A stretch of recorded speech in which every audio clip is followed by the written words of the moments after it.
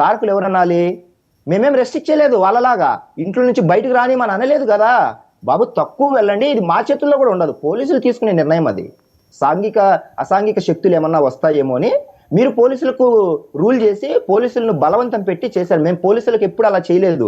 వాళ్ళు ఇండిపెండెంట్‌గా ప్రజాస్వామ్యంలో పోలీసులనేది ఒక ఇండిపెండెంట్ బాడీగా ఉండాలని కోరుకునే వాళ్ళము. వాళ్ళకి నచ్చినట్టు పని చేయమని చెప్పేవాళ్ళం. అయితే లా అండ్ ఆర్డర్ విషయంలో. కానీ వాళ్ళు ఆ లా అండ్ ఆర్డర్ విషయం పాటించారా?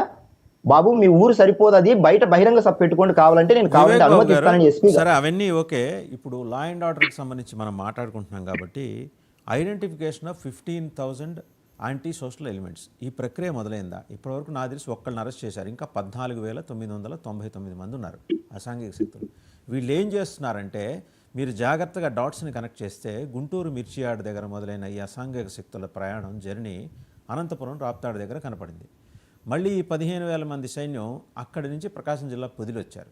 ప్రకాశం జిల్లా పొదిలి నుంచి మొన్న చీలగట్ల వెంబడి అలాగే నేరో రోడ్స్ వెంబడి గుంటూరు జిల్లాలోకి ఎంటర్ అయ్యి తాడేపల్లి నుంచి ఏటుకూరు మీదుగా సత్తెనపల్లి, అదే ఇప్పుడు పల్నాడు జిల్లా అయింది ఇది, ఆ సత్తెనపల్లి దగ్గర ఉన్న నాగమల్లేశ్వరరావు గారి విలేజ్ దగ్గరికి చేరుకుంది.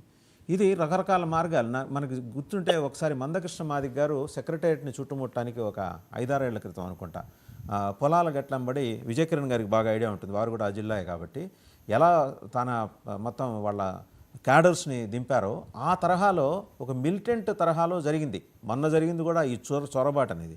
ఇది ఇంటెలిజెన్స్ నాలెడ్జ్లో లేదా, లేకపోతే నాలెడ్జ్లో ఉన్నా కూడా ఏమీ చేయలేని ఒక అసక్తత, లేకపోతే ఇంకా జగన్మోహన్ రెడ్డి గారి అంతేవాసులు పోలీస్ డిపార్ట్మెంట్లో ఉన్నారా, సహకరిస్తున్నారా ఈ అసాంఘిక శక్తులకి?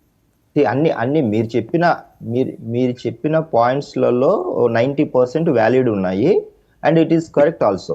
సో మొదటి నుంచి కూడా అసాంఘిక శక్తులనే కాదు, అది బయటోళ్ళు కూడా కాదు సార్, వాళ్ళ పార్టీ వాళ్ళే. ప్రతి చోట వాళ్ళ పార్టీ వ్యక్తులే దొరుకుతున్నారు. రాళ్ళేసింది వాళ్ళ పార్టీ వాళ్ళే. ఆయన చేతులు రింగులు లాగేది, ఆయన చేతుల్లో ఉండేటి లాక్కోవాలనుకునేది, ఫోన్లు లాక్కోవాలనుకునేది వాళ్ళ పార్టీ వాళ్ళే, మీదకి వచ్చి అభిమానం అనే ప్రేమతో. ఇవన్నీ బయట వాళ్ళు చేయట్లేదు. అసాంఘిక శక్తులు వాళ్ళే ఇందాక చెప్పినట్టు కత్తులు పట్టుకొని రప్ప ఆలోచనలు దించిన వాళ్ళు అసాంఘిక శక్తులే కదా అవుతారు. ట్రైనింగ్ ప్రోగ్రామ్ ఏమన్నా నడుస్తుందండి? వైసీపీ క్యాంప్స్ ఏమైనా, స్పెషల్ క్యాంప్స్ ఏమైనా పెడుతుంది వీళ్ళకి? ఈ 14,999 ఒకళ్ళు అరెస్ట్ అయ్యారు కాబట్టి మిరాయించేద్దాం వాళ్ళు. అలా అని కాదు సార్, వాళ్ళు ట్రైనింగ్ సపరేట్ గా ఇవ్వట్లేదు. వాళ్ళ అధినేత కూర్చొని ప్రెస్ మీట్లలో చెప్తున్నాడు కదా, తయారవ్వండి ఇలాగా అని. ఎప్పుడు గవర్నమెంట్ ను బలహీనపరచడము, లా అండ్ ఆర్డర్ ను విచ్ఛిన్నం చేయడము, కులమత ప్రాంతాలకు సంబంధించిన ఒక ద్వేషభావాన్ని రెచ్చగొట్టే ఆలోచనలతో మాట్లాడడం అనేది మొదటి నుంచి ఆయన ఆలోచనలతో పెట్టుకొని నడుపుతున్నదే కదా. అలాగే కదా ఆయన ఎన్లైట్ అవుతున్నాడు ప్రతి సందర్భంలో. అది కదా సమస్య వస్తుంది. మేము ఎంత కన్సర్న్ చూపించి, ప్రజాస్వామ్యంలో మీరు కూడా నాయకులు, ఎన్నుకోబడ్డ వ్యక్తులని గౌరవించి, మీకు ప్రోటోకాల్ ఇచ్చి, Z+ కేటగిరీ సెక్యూరిటీ ఇచ్చి పంపిస్తున్నప్పటికీ కూడా ఆయన రెచ్చగొట్టే వ్యాఖ్యల వల్ల యువత అలా తయారవుతున్నారు. వాళ్ళే దెబ్బలు వేసుకుంటున్నారు. ప్రతిసారి బయటపడ్డ వాళ్ళు కూడా వాళ్ళే. సార్ ఒక్క నిమిషం, అంటే ఇక్కడ మనం డైరెక్ట్గా ఇంకా నెక్స్ట్ పార్ట్లోకి వద్దాం. పోలీస్ ఏం చేస్తున్నారు? సో అదే ఇప్పుడు నేను అనేది, పోలీస్ ఐడెంటిఫికేషన్ చేస్తున్నారు కాబట్టి చాలాసార్లు అసంతృప్తి వ్యక్తం చేశారు హోంమంత్రి గారి తీరు మీద, పోలీసుల తీరు మీద. సరే ఇంక ఇలా మారలే అనుకుని ఆయన అడగటం కూడా మానేశాడు. అలా ఏముండదులేండి, అలా ఏముండదు. పోలీస్ పర్సనల్ అనేది చాలా రకాలైన ప్లస్ మైనసెస్ తో ఉంటుంది. అంటే కొందరు గత గవర్నమెంట్ కు అనుకూలంగా ఉన్న వాళ్ళను మనం ఐడెంటిఫై చేసి వాళ్ళని పక్కన పెడుతూనే ఉంటాము. అట్ ది సేమ్ టైం మనకున్న సంఖ్య తక్కువ, as you know, because IPS cadre కు సంబంధించిన వాళ్ళు సెంట్రల్ గవర్నమెంట్ మనకి ఇచ్చే లెస్ నెంబర్ తోనే వాళ్ళని పని చేయించుకోవాల్సి వస్తుంది.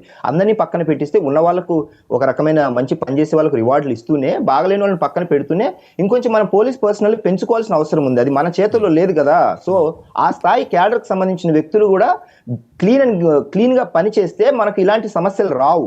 సో ఆ యాక్టివిటీస్ కూడా జరుగుతున్నాయి. విజయకిరణ్ గారు, so law and order issue అండి, ఇవాళ 2 అంశాలు ఉన్నాయి ఇక్కడ. ఆ 15,000 మంది ఒకళ్ళని మినహాయిస్తే 14,999 వీళ్ళ వ్యవహారం ఏంటి? రెండోది